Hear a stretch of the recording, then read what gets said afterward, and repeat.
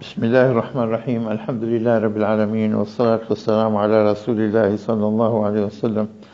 رب اشرح لي صدري ويسر لي أمري واحلل عقدة من لساني يفقه قولي. أما بعد، tunaendelea na tafsiri ya surati al-Fath, na jana tulisimama katika mwisho aya 4, mwisho aya 5, tukaelezea baada ya sulh al-Hudaybiyah na ahadi aliyotoa Mwenyezi Mungu kwa mtume wake na kwa waumini, ya kuwa Mtume sallam kupewa ushindi na kusamehewa dhambi zake zilizopita na zijazo, na kumtimizia neema zake na kumuongoza katika njia wayahadia kasirata mustaqima. Na ndio kwa maana baada ya sura hii, sura al-Fath, zikashuka tena sura Tauba na sura Araf na wengineyo kukamilisha dini katika sheria mbalimbali na hukumu mbalimbali na namna gani kuishi kwa njia anayopenda Mwenyezi Mungu Subhanahu wa Ta'ala. Alafu baada kupata sifa hizi kutoka kwa Mwenyezi Mungu, na masahaba nao kaambiwa na wao wanastahili kusamehewa na kutiwa peponi, kama ilivyokuja katika aya 5, أعوذ بالله من الشيطان الرجيم ليدخل المؤمنين والمؤمنات جنات تجري من تحتها الأنهار خالدين فيها ويكفر عنهم سيئاتهم وكان ذلك عند الله فوزا عظيما. kwamba Mwenyezi Mungu awatie waumini wanaume na wanawake peponi katika bustani ambayo yanapita mito chini yake, wakae milele humo na kuwasamehe dhambi zao zote na makosa yao, na hii bila shaka kwa Mwenyezi Mungu fauzan adhima. Hii ni fauz kubwa sana, kwamba wakae peponi katika starehe za milele, hakuna kupungukiwa na jambo, hakuna kuumwa, hakuna kukonga, hakuna kufa, hakuna chochote. Hii fi'lan ni fauzun adhima kutoka kwa Mwenyezi Mungu. Na kama desturi ya Qur'ani mara nyingi huleta mazungumzo ya jambo halafu dhidi yake, na hii ni uslubu ambao Qur'ani inatumia sana inapokuwa dhidi mbili, pale inapoonekana tofauti na kwa kubwa sana. Innal abrara la fi na'im wa innal fujara la fi jahim. Anapokuja kuzungumza wema katika neema, waovu wako katika jahim, moto jahim. Anapozungumza wal-layli idha yakhsha wan-nahari idha tajalla, usiku unapofunika kaleta kiza, mchana unapotokeza kajionesha kwa mwangaza wake.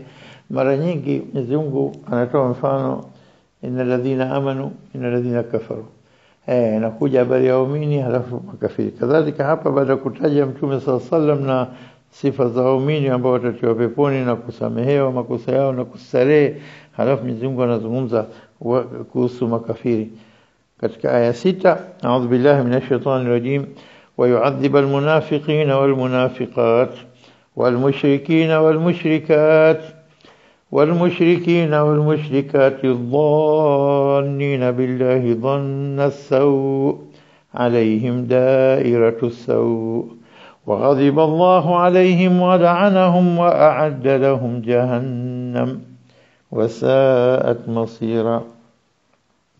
كما ilivyokuja juu huku liyaghfira laka Allah, aya ya pili ikaja aya 5 liyudkhila, na harfu ya mwisho na kwa fatha liyaghfira liyudkhila, na hapa mfumo ule wa yu'adhiba ili imekuwa illa, kwamba nini? Mwenyezi Mungu kaleta ushindi huu mtume apate maghfira, waumini wapate kuingia peponi na starehe, wanafiki na washirikina kuadhibishwa. Haya yote yanakuja kwa mpangilio, na kama tulivyosema kwamba inapokuja jambo kutaja waumini alafu kutaja wakafiri, unajua ule utukufu wa Mwenyezi Mungu katika kuwastarehesha waumini na katika nini, katika kuadhibisha makafiri. Siku zote inapokuja hii na dhidi ya hii, siku zote tunasema ni jambo ambalo linaonesha kila mmoja vilivyo hasa sifa zake. Washairi wanasema dhiddani لما استجمع حسنا والضد يظهر حسنه الضد. anasema Dhiddani, vitu viwili dhidi, moja cheupe moja cheusi, mfano moja kizuri moja kibaya. Dhiddani, tofauti ya vitu viwili. Lama stajmaa hasuna, zinapokusanyika zile, kila moja inaonyesha uzuri wake zaidi kuliko ilipokuwa peke yake. Wadhiddu, na ile kinyume cha mwenzio, yudhiru husnahu, inaonyesha uzuri wa kile dhiddu, ile opposite naye. Kama akatoa mfano, huyu mshairi mkubwa sana na kisa kirefu, masala huyu mtu alikitunga shairi hili kwa mwanamke nzuri, alikuwa anataka olewe, lakini lazima mtu ambaye alikuwa hodari katika sifa za kutoa shairi. Ikawa huyu mtu kaliandika shairi refu hili, hata akasema falwajhu mithlu subhi mubyadun, uso wake mfano asubuhi, mchana vile asubuhi unavyong'ara. Akasema nini? Walfar'u mithlu al-layli muswaddun, alfar'u ya kitu kilichokuwa juu, yani kusija nywele zake, ule usi wake, mithlu al-layl, kama usiku vile, muswaddun. Kwa hiyo usi unaonyesha wingi na weupe, uso wake unaonyesha weupe sana. Hii shairi, huyu mtu alikutana njiani, kila mmoja anakwenda kutoa shairi lake ili akamoe mwanamke nzuri huyo, lakini baadaye alipomsomea, kila mmoja anamsomea mwenzio shairi lake, shairi lake hili haliwi kama langu, akamua akalichukua shairi ile akalisome kule. Sasa alipochukua shairi ile kwenda kule, yule mtu atahama, na yule mtu asema gani sijui. Walipofika kule, anatoa ile shairi akasema, wewe mtu wapi? Mtu fulani. La, shairi huwezi kuandika wewe hii, bila shaka aliandika ili umwemua wewe na ukachukua yule temueni naye kama takudio. Sasa almuhimu dhidi kitu ini, chukua kitu cheusi, uzi mweusi, weka kwenye karatasi nyeupe, unaona usi wake zaidi, au chukua kitu cheupe katika karatasi nyeusi, unaona weupe zaidi. Hapa kwa hivyo nataja sasa hivi tunataka sifa za, tushajua waumini sasa hivi naona katika nani? Katika wale makafiri. Wa yu'adhib almunafiqina, na ili awadhibishe wanafiki wa kiume, wal munafiqati, wanafiki wa kike, wal mushrikina wal mushrikati, na washirikina waume na washirikina wanawake. Taib, kwa nini hapa imetangulizwa wanafiki kabla mushrik? Wanasema munafiki ni mbaya zaidi na anastahili adhabu zaidi, kwa sababu mnafiki anaingia motoni tena na kuwa chini kabisa. Innal munafiqina fi ad-darki al-asfali minan nar, anakuwa katika shimo la chini kabisa. Kwa nini? Kwa sababu kafanya khidaa kubwa, anadhihirisha imani yake ili apate kuwadanganya waumini, na huku kaficha kufuru. Na mushrik tokea mwanzo mimi adui, kwa hivyo anajahiri, anadhihirisha uadui wake. Kwa hivyo munafiki daima anakuwa mbaya zaidi kuliko nani? Kuliko mushrik. Na ndio kwa maana wanastahiki adhabu sana munafiki. Hata katika walipokwenda hii sulhi, watu 1400 kwa ajili ya kwenda kufanya umra, ikatimia ikawa sulhu baada yake, hakuna mnafiki aliyokwenda katika wale wote, waumini safi, kwa sababu walikuwa wakitoa sababu. Makoreshi juzi hapa wamekuja jeshi watu 10,000, leo baada ya mwaka baada vita vya Ahzab kaja upepo ukavunja kila kitu, akarudi leo wanakwenda kujipeleka wenyewe tena bila silaha, panga zao tu, hamna chochote, watu wenyewe 1400. Kila mmoja mnafiki anatoa sababu hajenda. Na hii sulhu ilipokuja, kwa kila aliyehudhuria hapo katika hii watu 1400 hawa ndio walipata baraka kutoka kwa Mwenyezi Mungu. Bali Mtume sallallahu alaihi wasallam kusema baada ya kurudi wao, baada ya kufanya sulhu mwaka 6 ule, hamna vita tena Makureshi. Vita mwaka 5 Ahzab wamerudi wenyewe, wa sasa wametaka sulhu. Mwaka 7 walipokwenda kupigana na Khaybar, Mtume sallallahu alaihi wasallam akakataa kuchukua mtu yote alikuwa wasokwenda kule katika Makkah kwa ajili ya umra ile. Na kwa mwaka 7 wao ndio walikwenda kufanya umra kadhaa kulipa. Mwaka 7 ule wamekwenda kuiteka Khaybar kwa Wayahudi, na walikwenda ni wale tu ambao walihudhuria hii sulh Hudaybiyah. Munafiqina adhabu yao kali zaidi, wal munafiqati pia, wal mushrikina na mushrikati. Hawa wote hawa adhannina billahi dhanna saw, hawa ndio walomdhania Allah subhanahu wa ta'ala dhana mbaya. Na dhanna saw kuhusu Mwenyezi Mungu kama mnafiki. Iko Mtume sallallahu alayhi wasallam kaoteshwa aende kufanya umra, na akatoka watu wenye imani sahihi, anajua mtume akifanya jambo bila shaka akapata direction kutoka kwa Mwenyezi Mungu, taalimat, instruction kutoka kwa Mwenyezi Mungu. Kwa hivyo wamekwenda kwa amri, na unajua tukomadha mtume sallallahu kwa amri tutakwenda kwa salama tu. Wanafiki wana kigeugeu, wanaogopa, wanajipeleka wenyewe vichwa vyao wenyewe wakauliwe, wanatafuta masababu, kila mmoja atafuta udhur asende. Kwa hivyo hakuna mnafiki alokwenda katika hapo, hakuna alokwenda. Wanadhana mbaya, wanadhana kwamba wao watashindwa, watauliwa, watarudi hali zao taabani, maana kila aina dhanna. Na katika jumla dhanna mbaya, dhanna su, haiwezi kuwa Muhammad na watu wake hawa awashinde makureshi, vigogo vya makureshi kule, haiwezekani. Kwa hivyo walikuwa na dhana mbaya mbaya, na katika jumla za dhana zao, kwanza hakuna kufufuliwa, hakuna moto, hakuna pepo. Katika jumla hizi dhana mbaya kwamba Mwenyezi Mungu hayupo, kumshirikisha Mwenyezi Mungu, haya yote katika jumla nini, katika dhana zao mbaya, dhanna sawa na suu dhanna. Hata tukitazama tukiwacha baina kujua Mwenyezi Mungu, hata dhana baina watu kwa watu, dhanna mbaya, dhanna suu ni kitu kibaya sana, kwa sababu dhana mbaya zimesababisha talaka chungu zima, zimesababisha watu biashara zao kuharibika, zimesababisha watu kuwatia jela bure bure, husuma kadha wa kadha zimetokezea, dhulma za watu wanadhulumiana, kina watoto wanafukuzwa majumbani, watu wanagombana na wake zao, maasi chungu zima inazidi, watu kukata wapande wazee wao, kutokuwasilisha kwa mambo mengi sana. Ndio kwa maana Mtume sallallahu alayhi wasallam akaimiza iyakum wadhann fa inna dhanna akdhabu alhadith. Allah jiepusheni na dhanna, kwa sababu hakuna mazungumzo yaliokuwa ya uongo zaidi kuliko kudhani. Naam. Kwa hivyo utaona kwamba dhanna zao, wadhanu an lan yanqaliba rasulu ila alihim abada, inakuja aya chini, bal dhanantum an lan yanqaliba rasulu wal mu'minuna ila alihim abada. Aya ngapi? Aya inafuatia huko mbele, aya ya 12. Mlidhani kwamba hatorudi, na hii ndio inafanya wanafiki wasende. Na kwa hivyo wametoa doa. Hizi aya tunaposoma sasa hivi utaona tofauti baina wanafiki na waumini, hasa na nini anaelezwa katika baada sulhu, yale mambo yaliyotokezea. Hapa nasema dhanina billahi dhanna saw, madha wamemdhania Mwenyezi Mungu vibaya. Kwa hivyo hawa washajulikana uovu wao, hawa ni watu wa motoni tu.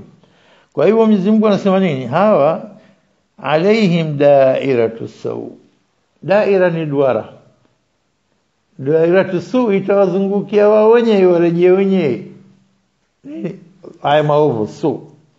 Kwa sababu unapokuwa katika duara, kila kutafuta pale pa kutoka huwezi kutoka, hamna pale pa kutoka. Wallahu min waraihim muhit, Mwenyezi Mungu amezunguka. Kwa hiyo wanaposema Mwenyezi Mungu alaihim dairatu saw, uovu utarejea wenyewe, ina maana kwamba nini?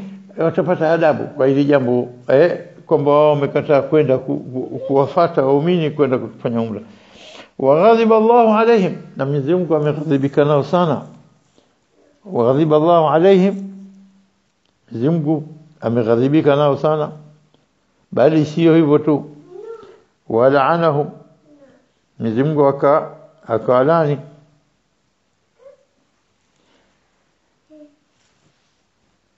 Wa a'adda lahum jahannam, na Mwenyezi Mungu akawaandalia jahannam. A'adda lahum, tayari wamshirikiwa, tayari wameandaliwa ni wa'adda lahum jahannama. Na huko kuna kwa nini? Wasaat masira, na ni marejeo mabaya sana kwa watu waovu kama hawa, munafiqina wal munafiqati wal mushrikina wal mushrikat. Kwa hivyo katika maneno haya ambao hawa walodhani vibaya, wanafiki siku zote na washirikina wanakuwa dhana zao mbaya, yadhunnuna billahi ghayra alhaq dhanna aljahiliya, wanadhania Allah ghairi ya haki hasa, na hii dhana za ujahil. Na kwa hivyo tutaona kwamba wanafiki ndio hali zao hivi tokea wakati wa Mtume sallallahu alaihi wasallam mpaka kiyama saa itaendelea hivi hivi. Hizi sifa zao za wanafiki zinakuwa hivi. Hata Mwenyezi Mungu anaposema na munafikina, kazi yao ni yukhadi'una Allah, wanaona wanafanya hadaa Mwenyezi Mungu. Yukhadi'una Allah wa huwa khadi'uhum, la hali Mwenyezi Mungu anabirua mbinu zao na vitimbi vyao na hadaa zao. Wa idha qamu ila salati qamu kusala, hata wanaposali wanasali kwa uvivu, kujionesha tu kana sali, yurauna an-nas, lakini hakuna imani kabisa. Naam. Kwa hiyo tukitoka hapa katika aya hii ya 6 tunaona vipi Mwenyezi Mungu anavyoadhibisha wanafiki na mushrikina hawa. Halafu anasema walillahi junudus samawati wal ard. Hajasema junudus samawati wal ard lillah, kutaja junud kwa la, lillahi, anamiliki ni Allah mwenyewe, na mwenye kumiliki ni Allah. Nani? Junudus samawati wal ard, majeshi ya mbinguni na ardhini yote. Ile jeshi la ardhini haliwezekani, kifu bado na mbinguni bado na malaika na walillahi junudu samawati wal ardh. Lakini hapo tunaona aya imemalizikani, wa kana Allahu azizan hakima, na bila shaka Mwenyezi Mungu aziz, siku zote tunasema ni mwenye nguvu zisizoshindikana. Al-izzatu lillahi wahda huwa al-aziz. Lakini izzatu mri'in, izza atapojiona mtu yeye na nguvu hakuna kama yeye, anakuja na kibri hii inamfanya nini? Atake afanye vile kichwa chake vinavyomsanifu anavyotaka, na mara nyingi hatizami uadilifu, bali anatizama nini ninachokipenda mimi, anafuata matamanio yake. Kwa hiyo mimi ninasema hivi, nione mtu aseme lake, ndio maana yake. Mtu anapokuwa yeye anajiona mimi aziz, mimi ndo mwenye nguvu, mimi na power mkononi, akikonyeza tu hivi Allah kateni kichwa, akikonyeza tu tije, akikonyeza tumpige viboko, akikonyeza tumkate mkono, anapotaka tu, akifanya ishara tu hivi. Kwa hivyo nini? Anafuata matamanio yake, na mtu naje ampinge aseme neno, hapo ndo kama vipi unainua sauti yako mbele yangu hivi. Tumeona tokea zama za Makureishi mpaka wafalme waliokuja mbalimbali karne zilizopita, na kabla Uislamu kuja kwa Mtume Muhammad sallallahu alaihi wasallam, na mpaka watu wafalme wamejiita miungu, akina Namrudi na kina Firaun na wengineo, wanafanya wanavyotaka, wakiua watu, wakifanya wanavyotaka. Kwa hivyo dhulma juu ya dhulma, hii ndio maana izma. Lakini izza inapokuja na hikma, kufanya mambo kwa namna vilivyo hasa, ما hakuna isipokuwa Allah bas. Wa kana Allah azizan hakima. طيب, imekuja tena walillahi junudu samawati wal ardh. Kwa wakati huko aya 4 imesema walillahi junudu samawati wal ardh, lakini huko kana Allah aliman hakima, huko kana Allah azizan hakima. Hikma Mwenyezi Mungu ile, na kwa hikma hii aya hizi zilizoshuka kwa ajili ya waumini, huwa alladhi anzala as-sakina, aliyoshushia utulivu na moyo kutulia na imani kuzidi kwa waumini. Huwa alladhi anzala sakina fi qulubi almu'minina, ipate imani kuzidi maa imani walikuwa nayo kabla. Halafu walillahi junudu samawati wal ardh, akishajua muumini kwamba jeshi lote la Mwenyezi Mungu la mbinguni na la duniani, hakuna yote anaweza kufanya jambo, kwa hivyo anapata nguvu. Na hapa Mwenyezi Mungu anajua ilmu yote iko kwake na hikma yote iko kwake Mwenyezi Mungu. Kwa hivyo waumini wanakuwa inawazidi imani, kwa sababu Allahu aliman na hakima. Lakini unapokuja kuelezea hao wanaostahili moto na adhabu, hawa Mwenyezi Mungu aleta izza, sio ilmu. Aziz awe na jeshi gani Quraishi au nani, lakini Mwenyezi Mungu aazu minhum. Mwenyezi Mungu ana nguvu zaidi, na atateketeza, ataangamiza, atajalia waghilibio na kushindwa katika vita. Naam, Allah azizan, kila kitu akafanya kwa hikma kubwa. Nafikiri imefahamika maana tofauti ya lillahi junudu samawati binisbati almu'minin katika aya 4, walillahi junudu samawati wal ardhi binisbati alkafirin wal munafiqina katika aya nini? Katika aya 7, walillahi junudu samawati wal ardh wa kana Allahu azizan hakima. Naam.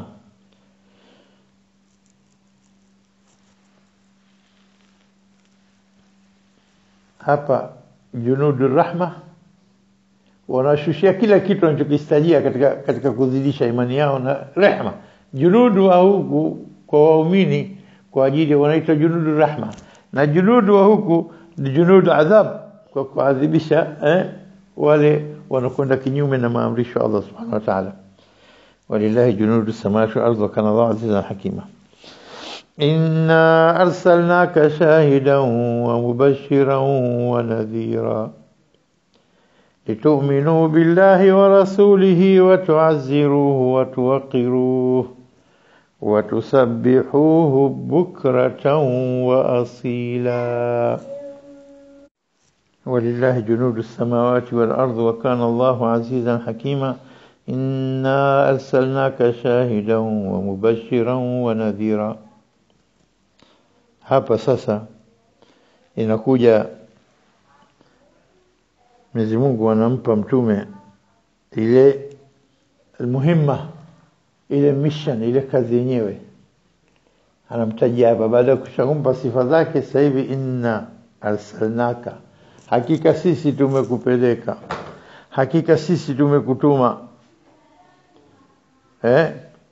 Arsalnaka, tumekutumia ujumbe huu, tumekufanya huwe rasul, kama uwe ni shahidan, shahidi, wa mubashiran, na mtoaji habari njema, wa nadhira, na muonyaji,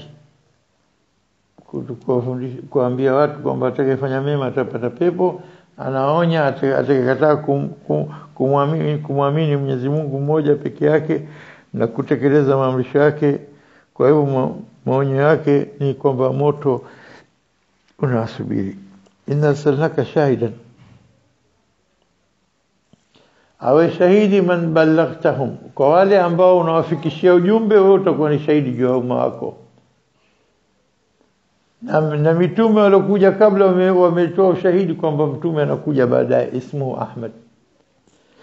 Kwa hivyo hapa ilipokuja katika aya nyingine, fa kaifa idha jina min kulli ummatin bishahid, unaonaje ya Muhammad, itakuwa vipi wakati tutupowaleta mbele ya haki baada baragumu kupigwa na kukusanywa watu wote katika ardhi al-mahshar. Fa kaifa idha jina min kulli ummatin bishahid, tukawaleta kila umma na shahidi wao, mtume wao. Kila umma atakuja na mtume wao. Wajina bika, na tukakuleta wewe ala haulai, kwa hawa watu wako, wewe ni shahidi kwao. وكذلك جعلناكم أمة وسطا لتكونوا شهداء على الناس ويكون الرسول عليكم شهيدا. na mtume atakuwa shahidi wenu, nyinyi mtakuwa mashahidi kwa umma wengineo kwa vitabu vilivyokuja kabla, na mtume sasa atakuwa ni shahidi kwenu nyinyi, na atashuhudia kwamba mmeamini, na wale waliokufuru atashuhudia kwamba wamekufuru, wamekataa haki, na kwa hivyo wale watathibitikia raha za peponi na wale adhabu ya motoni, waliaadhu billah.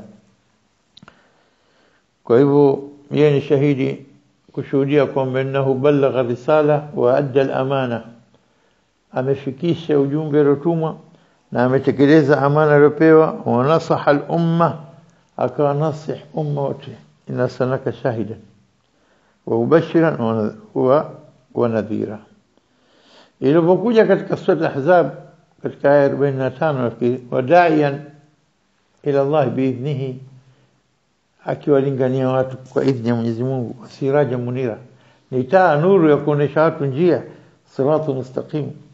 Wa siraja munira, ni taa nyota ya kuonesha watu njia ya haki. Subhanallah, amemleta mtume sallallahu alayhi wasallam kwa kazi hii. Lakini hapa walillahi junudu samawati wal ardi wa kana Allahu azizan hakima. Inna arsalnaka shahidan wa mubashiran wa nadhira litu'minu billahi wa rasulihi wa tu'azziruhu wa tuwaqqiruhu wa tusabbihuhu bukratan wa asila. Kule imekuja wadaiyan ila Allah biidhni, hapa imekuja litu'minu billahi wa rasulihi wa tu'azziruhu wa tuwaqqiruhu wa tusabbihuhu bukratan wa asila. Naam, litu'minu billahi wa rasulihi, tumekuleteni, tumekupeleka wewe kwa watu wako ili watu hao wamwamini Allah na mtume wake, kwamba wewe ni mtume wa haki na umepewa risala, ujumbe uwafikishie watu wako, wamwamini Mwenyezi Mungu, waache kuabudu masanamu na ibada zote za upotofu za uongo, waikamate haki. na waamini kwamba mtume Muhammad sallallahu alaihi wasallam ndiye aliyemtuma mwenye Allah. Litu'minu, ili wanaambiwa watu sasa tumemleta kwenu nyinyi awe shahid na mubashira na nadhira, litu'minu billahi, ili nyinyi masahaba na umma wake muamini Allah wa rasulihi, na muamini mtume wake kwamba yeye ndiye aliyemtuma na ni mtume wa kweli na amepewa kitabu hii Qur'an, na ndani yake kuna desturi, constitution yote vipi Mwenyezi Mungu anataka muishi katika ulimwengu huu mpaka kiyama saa. Litu'minu billahi wa rasuli, ili muamini Allah subhanahu wa ta'ala na mtume wake, watu'azziruhu, na mumtukuze, watuwaqiruhu, na mumheshimu, watusabbihuhu, na kumuadhimisha Mwenyezi Mungu subhanahu wa ta'ala, bukratan wa asila, asubuhi na jioni. Litu'minu billahi wa rasuli, naam, al-iman bil rasul huwa al-iman billah. Ukimwamini kwamba mtume katumwa huwa Muhammad Rasulullah, kwa hivyo huo ndio imani billah, hiyo ndio kumwamini Allah subhanahu wa ta'ala. Na halafu watu'azziruhu. At-ta'zir maana yake ta'zir, kuna maana mbili. Ta'zir maana yake moja, maana an-nasr wat-ta'yid wal-man', yani kumnusuru na kumsaidia na kumzuia ili kumkinga na jambo lolote lisimfike.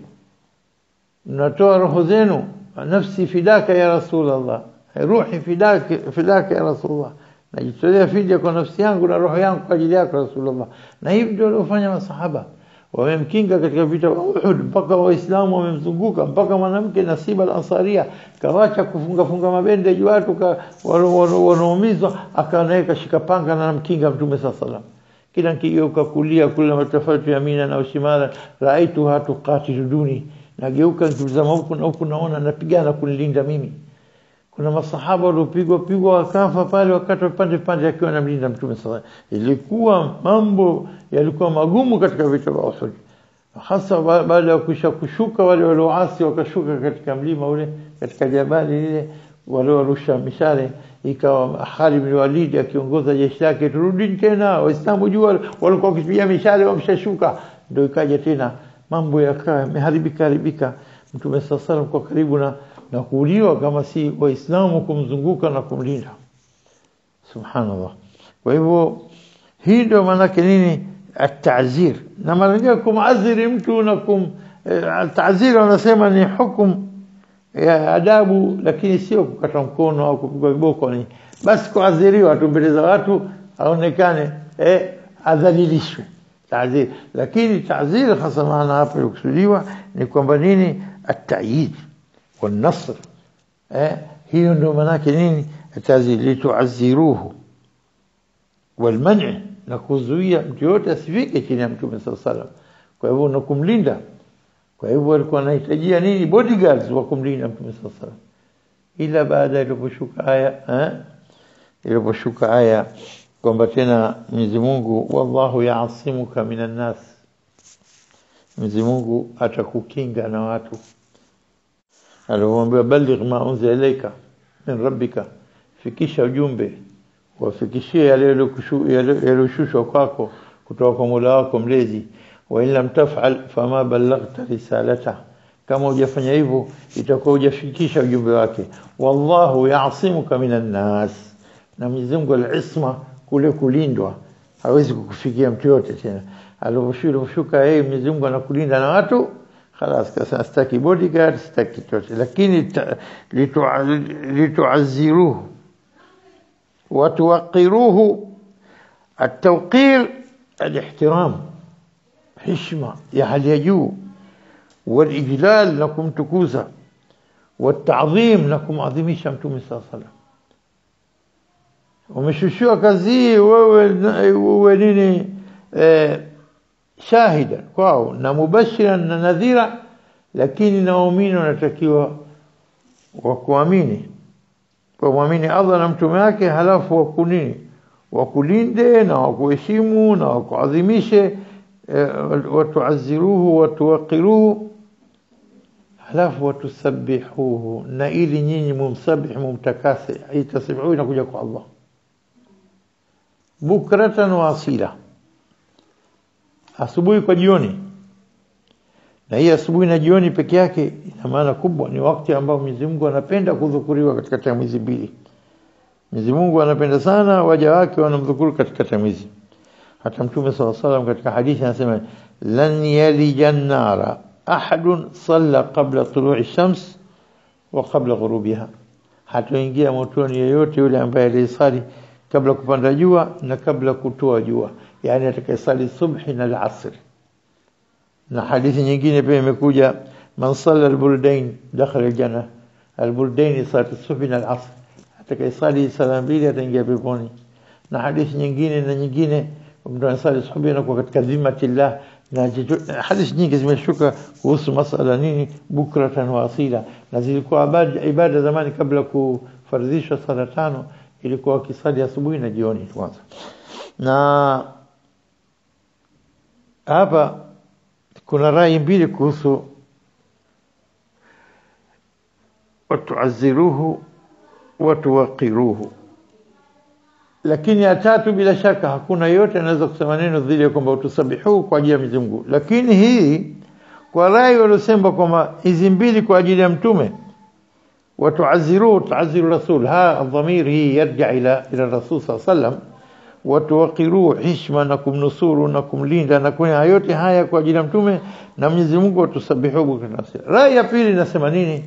Baina watu wawili aina mbili za mwanzo za ism noun hapa zitajwa mwanzo alfa'il, walillahi yasmani hapa litu'minu billahi wa rasuli, wametajwa wawili Allah na rasul, na moja katika hao kitumika madhara kuja pamoja inatosha kwa ni ile zile sifa zinazokuja dhamir pronoun inatumika huku inatosha. Kwa hivyo inaweza ikawa kwa rai ya pili ya baadhi ya mufassirin wakasema litu'minu billahi, ila muamini Allah wa rasuli, alafu watu'azziru Allah, wailinde dini ya Mwenyezi Mungu na kuitetea dini ya Mwenyezi Mungu, watu'azimu wa muadhimisha Mwenyezi Mungu kwa kumtii na kutokufanya maasi na kuilinda dini yake, na tusabihu na kumtakasa. Sifa zote tatu kwa ajili ya Allah. Hii rai ya tafsiri mufassirin wengine wamekwenda kwenye nini, kwamba sifa hizi tatu zotajwa hapa zote kwa ajili ya Allah. Kwa hivyo mwenye kusoma hivyo kwamba zote sifa kwa ajili ya Allah asome hivi litu'minu billahi wa rasulihi wa tu'azziruhu wa tuwaqiruhu wa tusabbihuhu bukratan wa asila. Sifa zote tatu za Mwenyezi Mungu.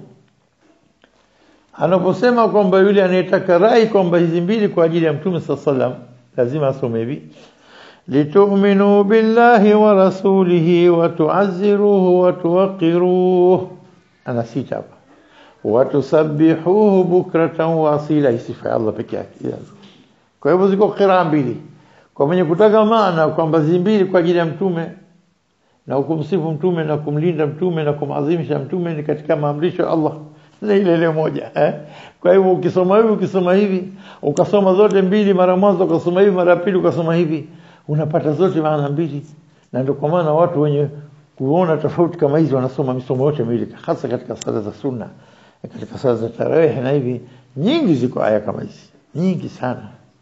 Unakuta mfano limanil mulku al-yawm, ufalme wa nani leo? Anaita Mwenyezi Mungu, hakuna anayejibu, alafu anajibu mwenyewe lillahi alwahid alqahhar, sio ni yeye mmoja peke yake na mwenye kulazimisha kila jambo. Limanil mulku alyawm lillahi alwahid alqahhar, limanil mulku alyawm الملك اليوم لله الواحد القهار. جابوا يكمليفوا. يعني utaona maana kama hizi zinakupa akthar min maana, akthar min maana. Mara nyingi unaporipiti ukaanza hapa ukawacha hapa ukaanza kabla yake neno baada yake, inakupa maana mbalimbali ya aya. Kwa hivyo tutasoma hivi litu'minu billahi wa rasulihi wa tu'azziruhu wa tuwaqiruhu وتسبحوه بكرة وأصيلا. لتؤمنوا بالله ورسوله وتعزروه وتوقروه وتسبحوه بكرة وأصيلا. Kwa hivyo tumechukua maana zote mbili katika misomo hii miwili, na hapa katika jumla ya tuazir na tuwaqir, kumtakasa Mtume sallam, hata Mwenyezi Mungu akaita aya kusema la taj'alu du'a ar-rasuli bainakum ka du'a ba'dikum ba'da. Anapokuwa mtume mbele yenu, msifikiri katika kumuita Mtume sallam jumbe kama mnavyoitana ya Muhammad, ya Said, yani la usimite kwa jina lake ya Muhammad, wala usimite kwa kunia yake Abu Qasim au Abu Abdullah au nini, lakini umuite nini? Umuite ta'zim, umuite ya Rasulullah, ya Nabii Allah. Hii ndio tawqir na ta'zim. Ta'zir wa tawqir inakuja maana hapa kwamba nini? Hata umuite ya Rasulullah, ya Nabii Allah. Hivi ndivyo walivyofunzwa masahaba namna gani wanapowajihiana na Mtume sallam, iwe vipi mazungumzo yao yawe. Wabihadha naktafi, tusimama hapa katika aya hii ya 9 inshallah. Wallahu a'lam.